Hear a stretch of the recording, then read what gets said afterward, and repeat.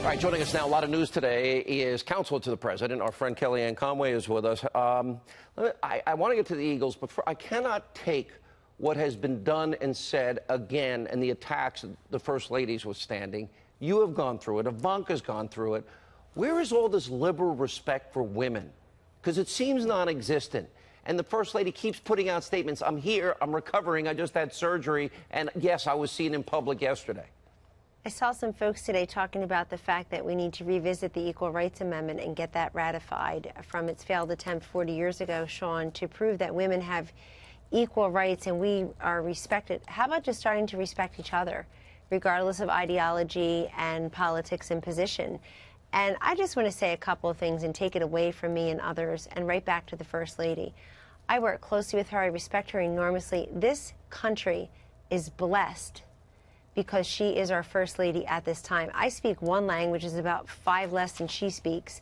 She has accompanied her husband all over the world, helping to represent this nation. And I would tell those critics to look no further than First Lady Melania Trump's Be Best platform to understand how she thinks the solution should go in this nation. She talks about kindness and respect and the social, emotional, and physical well-being and health of children. Make better choices. She's out there trying to help children who feel that they need assistance, that they feel like they're being bullied at school, perhaps, or they're addicted to drugs. I've traveled with the First Lady and watched her hold those babies who were born addicted. Their first breaths in this world were a struggle because they're one of 100 babies born every day, and she's committed to breaking the back of the neonatal abstinence syndrome.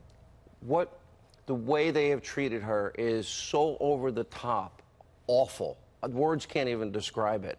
But I don't even like dignifying it by discussing it, to be frank with you, because she's so much stronger than that. She's so much. She is. She's so much more than her critics and the naysayers. Well, who cares? She's there with Gold Star families. She's a great person. Sean, look at the difference. Look at the company that the First Lady keeps.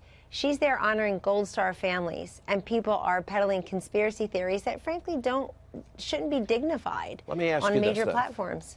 So in the NFL, you can't spike the football, you can't taunt other players, you can't do certain dances and gestures. They have all sorts of, quote, restrictions on freedom of speech.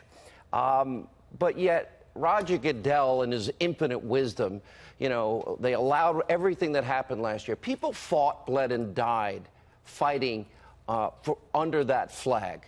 I'm not against protesting, but the NFL does stifle, quote, freedom of speech in some ways. Here's my point. I'm kind of done with the NFL. Now they're going to let players hide in the locker room, which I think is almost worse than what they were doing before when our anthem is played. I'm done. I'm ready to go to college football. Saturday's my football day. Tell us what happened with the Eagles.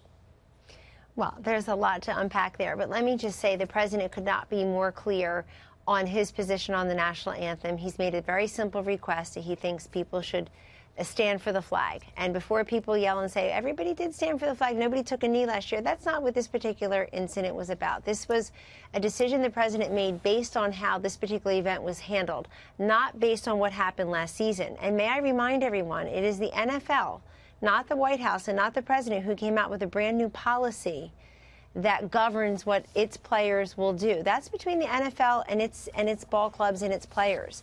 And they came out with a policy last month that perhaps some of the players on different teams don't like.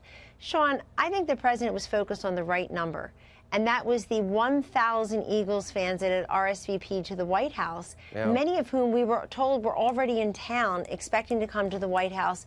So he decided to respect their effort in coming and their excitement and still welcome them to the White House, but to convert it into a Celebrate America event. It was a fabulous event tonight with the Marine Corps Band, the Army Chorus, patriotic songs. But look, there are lots of Eagles players who voted for Donald Trump, who support many of his policies. They just don't come forward and say that as readily. Kellyanne, we got to roll.